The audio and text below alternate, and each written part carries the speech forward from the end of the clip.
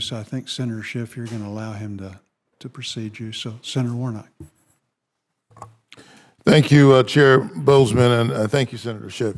Mr. Vaden, last week, without notice to the members of this committee, Secretary Rollins announced this mass reorganization, and now you're here in response to the chairman's call. And what I'd like to know is whether this plan will disrupt the lives of everyday Georgians who depend on USDA's programs. These are folks I talk to, obviously, all the time, and what USDA does or doesn't do, how it's able to deliver matters to farmers and families in Georgia. I'm proud to have secured $21 billion for farmers and rural communities in Georgia devastated by Hurricane Helene and other disasters. And I'm glad to see applications for some of this funding are finally opening up. But we are already at the beginning of what could be a very rough hurricane season. I've seen firsthand the devastation that these hurricanes can bring. Are USDA staff who administer disaster funding affected by this reorg? Senator, our intent and the Secretary's memorandum is that for these frontline facing positions, whether it be the people who do our normal commodity programs or who are involved in the disaster relief programs, that their efforts not be affected by this reorganization. Well, do you expect that part of USDA to see some downsizing of staff? Senator, we have made a commitment that if employees go with us to these new locations, they've got a job and we're planning to have an office for them there. That's what we're planning for. Now, whether every employee will voluntarily decide to come with us, I don't know. So a relocation for a family is a big deal. It is. What do you think will happen? Senator, I think actually a large number of them will choose to come. I think many of them will choose to come because given cuts made by other federal agencies here in Washington, D.C., the job market isn't what it once was here.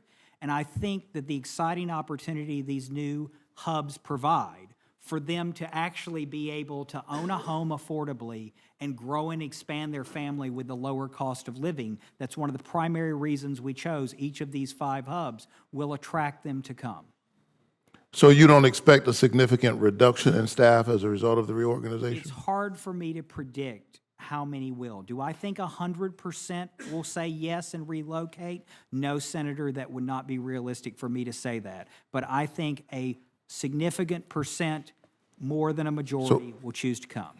What are your plans? What are your plans to ensure that this reorganization does not continue to delay the rollout of these critical funds that farmers need in the wake of these disasters? Well, Senator, FSA is hard at work on that. I've had meetings, even though I'm only 3 weeks on the job, about the next phases of that rollout. You may have seen I participated with Secretary Rollins in the release of some of those funds my very first week on the job.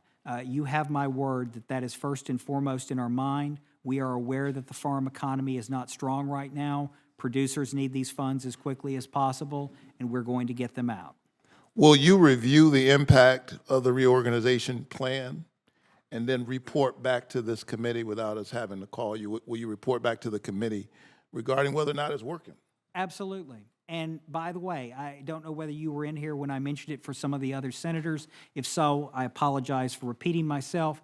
But if you have ideas about how we can reorganize better, or if there are particular things in Georgia that you want to draw our attention to, we're happy to meet with you. I hope you saw in the memorandum that Athens, Georgia, though it is not a hub that we have selected, will play an important role in USDA going forward. The Forest Service, as you know, already has some significant assets in Athens, Georgia, and we actually intend to build on those as a part of our reorganization and are working with the southern region of the Forest Service and the current regional forester there in transitioning USDA's assets for the Forest Service, which are so important for the eastern region of the country, to the Athens location. In the first Trump administration, USDA relocated the National Institute of Food and Agriculture to Kansas City, Missouri.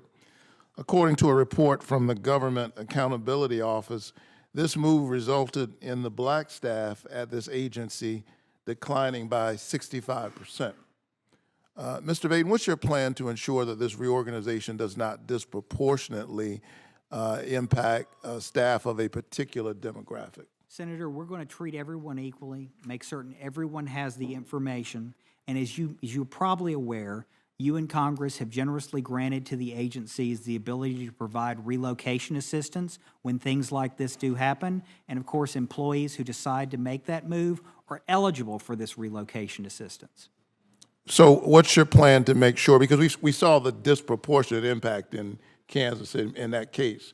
So what is your plan to ensure that we don't see this kind of disproportionate impact?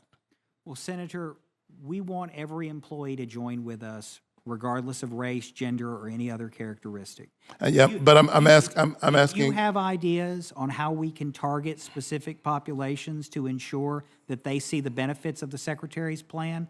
I'd like to. Well, to be quite honest with you, I'm deeply suspicious of that because the approach of this administration seems to be to push against any kind of intentional effort to make sure that we don't see disproportionate impact on a whole range of issues. Let me ask you this thing.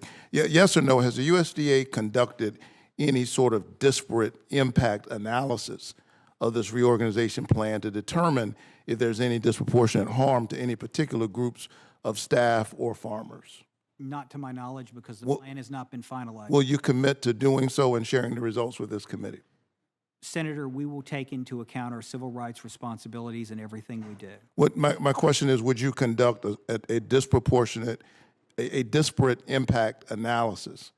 Senator, you have my word that everything we do will not be based on race. I take that as a no. Thank you very much.